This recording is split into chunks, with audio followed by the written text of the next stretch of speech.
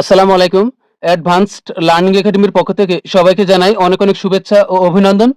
সুপ্রিয় ষষ্ঠ শ্রেণীর শিক্ষার্থীরা, আজ সমাধান করব তোমাদের গণিত বইয়ের অনুশীলনী ২.২ এর অঙ্ক নং ৩ এবং ৪। এটা দেওয়া আছে তোমাদের গণিত বইয়ের ৫১ পৃষ্ঠাতে। তো শুরুতে আমরা ৩ এর ক নং অঙ্কটি সমাধান করব। ৩ এর ক নং প্রশ্নে থেকে দেওয়া আছে ১২৫ এর ৫% কত? তো চলো শুরুতে আমরা ক নং অঙ্কটি সমাধান করি। ৩ এর ক নং প্রশ্নে দেখো দেওয়া আছে ১২৫ এর ৫%।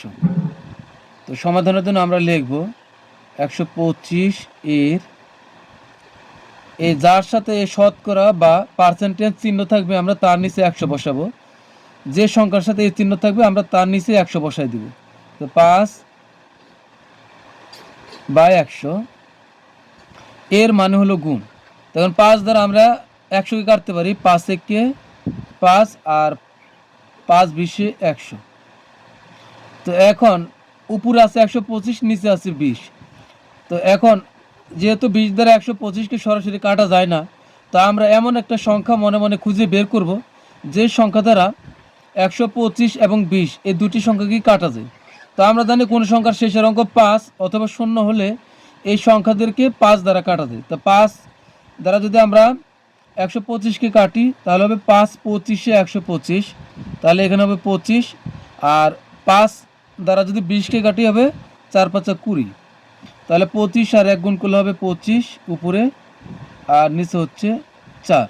তো উপরে যদি বড় হয়ে যায় আর নিচে যদি ছোট সংখ্যা হয় তাহলে কিন্তু আমরা ভাগ করব আবার। তো আমরা আর ভাগটা রাফেই করি। ৪ দ্বারা ২৫কে ভাগ করব, ৪×৬ = ২৪, তাহলে এখানে বিয়োগ করলে হবে ১। তাহলে এই ৪ দ্বারা ১কে আর ভাগ দেওয়া যায় না, ১ যাবে উপরে আর হবে ৪ হবে নিচে। তাহলে আমাদের উত্তর হচ্ছে ৬.১/৪। তো সমান ৬.১/৪। তাহলে এটাই হচ্ছে উত্তর আমাদের ক নং প্রশ্নে।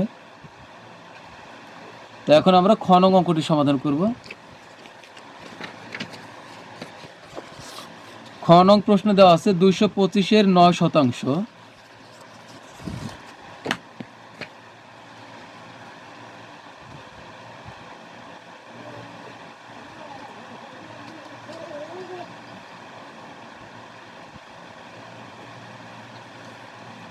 তো একইভাবে ২২৫ এর তাহলে ৯/১০০ হবে, কারণ এর পরিবর্তে আমরা নিচে ১০০ লিখব। ৯/১০০। তখন আমরা কাটাকাটি করি। এই দুইটার ভিতরে কাটা যায় কত দ্বারা? আমরা ২৫ দ্বারা কাটতে পারি। এই যেহেতু ১২৫ আর ১০০-এর ভিতরে সরাসরি কাটা যায় না, তো মনে মনে আমরা ২৫ নিয়ে কাটি। তো ৪×২৫ = ১০০, ৮×২৫ = ২০০, আর ৯×২৫ হলো ২২৫। তাহলে এখানে হবে ৯, আর ২৫ দ্বারা ১০০ কাটলে হবে ৪। তা উপরে ৯ আর ৯ থেকে এর মানে গুণ, তাহলে ৯ আর ৯ গুণ করলে হবে ৮১। তো ৮১ থেকে হলো উপরে আর নিচে থেকে হলো ৪। তো এটাও একইভাবে উপরে বড় ৮১ বড়, তো আমরা ভাগ করব এখানেও। ৮১কে ৪ দ্বারা ভাগ করলে হবে, তো ৪ দুগুণ হলো ৮। তো এখানে ১ অবশিষ্ট রইল। এখন ৪ দ্বারা কিন্তু ১কে আর ভাগ দেওয়া যায় না, কিন্তু ভাগ দিতে হবে, কারণ এটা উপরের অঙ্ক, একে ভাগ দিতেই হবে। তো ৪ দ্বারা ১-এর ভিতর একবার দিলে ৪×১ = ৪, তার মানে একবার দিলে বেশি হয়ে যায়। তাহলে আমরা ০ বার দিব, ৪×০ = ০। তাহলে এখানে ১ নামবে, তাহলে উত্তর হবে এই ১ চলে যাবে উপরে আর এ ৪ নিচে চলে আসবে। তাহলে ২০.১/৪। তাহলে এখানে হবে ২০.১/৪। তো এটাই কিন্তু আমাদের খ নং প্রশ্নের উত্তর। ৩ এর গ নং প্রশ্নে দেওয়া আছে ৬ কেজি চালের ৬%। তো এখানে আমরা মনে রাখবো কেজি, মিটার, লিটার, সেন্টিমিটার এই সমস্ত একক থাকলে এটা কিন্তু উল্লেখ করতে হবে। তো এখানে হচ্ছে ৬ কেজি চালের ৬%, তাহলে এখানে আমরা লিখব ৬ এর এরপর হলো এই 6/100, 6/100, আর এইভাবে ব্র্যাকেট দিয়ে অবশ্যই আমরা এই কেজিটা উল্লেখ করব। কেজি থাকুক, লিটার, সেন্টিমিটার যাই থাকুক, এটা আবার আমরা ব্র্যাকেটের বাইরে লিখব। তো এখন এই আমরা কিন্তু 2 দ্বারা কাটতে পারি। 2 দ্বারা যদি কাটি তাহলে হবে 3 দুগুণ 6, কারণ 6 দ্বারা 100কে সরাসরি কাটা যায় না। তো মনে মনে আমরা একটা সংখ্যা নির্বাচন করলাম 2। তো 2 দ্বারা 6কে কাটলে 3 দুগুণ 6, আর মনে মনে 2 দ্বারা 100কে কাটলে হবে 50। এবার কিন্তু এই 6 আর 50 এদের মাঝে আমরা কাটতে পারি। তো মনে মনে কিন্তু আবার 2 নিতে পারি। 2 দ্বারা 6কে কাটলে হবে 3 দুগুণ 6, আর মনে মনে 2 দ্বারা 50কে কাটলে হবে 25 দুগুণ 50। তাহলে এখন থাকতেছে হলো 3 তিরিকা 9, উপরে 9, আর নিচে হবে 25 কেজি। আর যেহেতু চালের দেওয়া আছে তাহলে এখানে লিখব চাল। তো এটাই উত্তর। এবার আমরা 3-এর সর্বশেষ অঙ্কটি সমাধান করব। 3-এর হলো ঘ নং। 200 সেন্টিমিটারের 40%।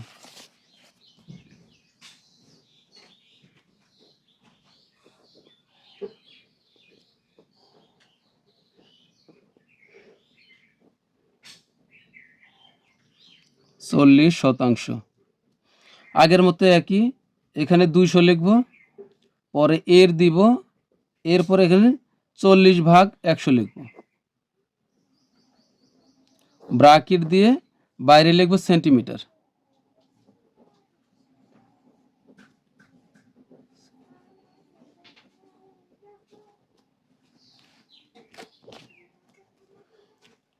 তো এখানে আমরা এই শূন্য, এই শূন্য, এই শূন্য, এই শূন্য কেটে দিতে পারি।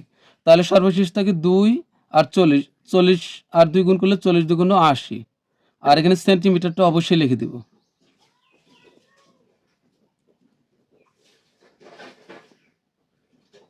এটাই উত্তর। এখন আমরা 4-এর অঙ্কগুলোর সমাধান করব। তো 4-এর ক নং প্রশ্ন দেখে দেওয়া আছে 20 টাকা 80 টাকার শতকরা কত। তো এখানে কিন্তু 20কে 80-র সাথে তুলনা করা হচ্ছে। যার সাথে তুলনা করা হবে তাকে লিখব নিচে, আর যাকে তুলনা করা হবে তাকে লিখব উপরে, অথবা যার সাথে এর কথাটি যুক্ত থাকবে তাকে দেব নিচে, আর তার আগের সংখ্যাটিকে দিব হলো উপরে। তাহলে এখানে আমরা লিখব 20 টাকা 80 টাকার, 4-এর ক নং, 20 টাকা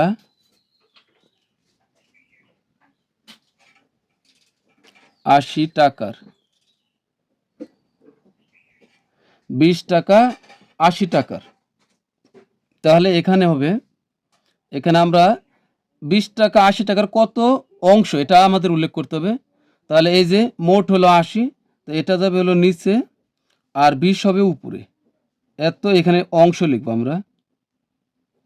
তো এখন সুতরাং দিয়ে করব। সুতরাং যেহেতু শতকরা বলছে আমাদেরকে যে 20 টাকা 80 টাকার শতকরা, তাহলে এখানে হবে 20/80। শতকরা প্রকাশ করার জন্য আমরা খুব সহজে করতে যদি চাই তাহলে উপরে আমরা 100 গুণ করব, আর পাশে আমরা এই পার্সেন্টেজ চিহ্নটা দিব। তো এখন আমরা এই কাটাকাটি করি। 20 কি 20, 20 দ্বারা 80 কাটলে 4 20 80। এখন এই 4 দ্বারা আবার 100কে কাটতে পারি, 4 25 100। তাহলে সর্বশেষ থাকতেছে এখানে এই 25, আর এখানে পার্সেন্টেজ। তো এটাই আমাদের ক নং প্রশ্নের উত্তর। তা এখন সমাধান করবো হলো খ নং। 4-এর খ নং প্রশ্নে দেওয়া আছে 75 টাকা 120 টাকার শতকরা কত। তো এটা আমরা এইভাবে লিখব যে 75 টাকা 120 টাকার সমান, এখানে হবে এই মোট 120 হলো নিচে, আর উপরে লিখব হলো 75, এত অংশ। যেহেতু শতকরা প্রকাশ করতে বলছে তাহলে সুতরাং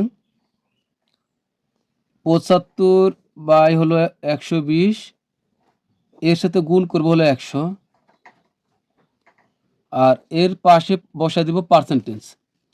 তো এখন আমরা কাটাকাটি করি, এই 0 আর এই 0 কেটে দিলাম। এখন নিচে রইল 12, উপরে 10। তো এখানে কিন্তু 10কে আর 12কে মনে মনের সংখ্যা 2 দ্বারা কিন্তু আমরা কাটতে পারি। মনে মনে 2 নেই, 2 দ্বারা 10কে কাটলে হবে 5 দুগুণ 10, আর 2 দ্বারা যদি 12কে কাটি তাহলে হবে 6। এবার এই 75 আর 6-এর ভিতরে কিন্তু কাটা যায় 3 দ্বারা, কারণ 7 আর 5 যোগ করলে 12, 12কে 3 দ্বারা, যোগফলকে যদি 3 দ্বারা ভাগ যায় তাহলে সম্পূর্ণ সংখ্যাকেই 3 দ্বারা ভাগ যায়। তাই 75, 3 25 হবে 75, আর মনে মনে 3 দ্বারা 6কে কাটলে হবে 2।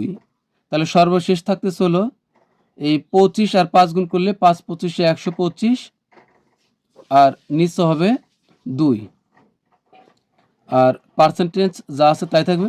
এখন এটা কিন্তু আমরা ভাগ করব, আমরা ভাগটা রাফেই করি।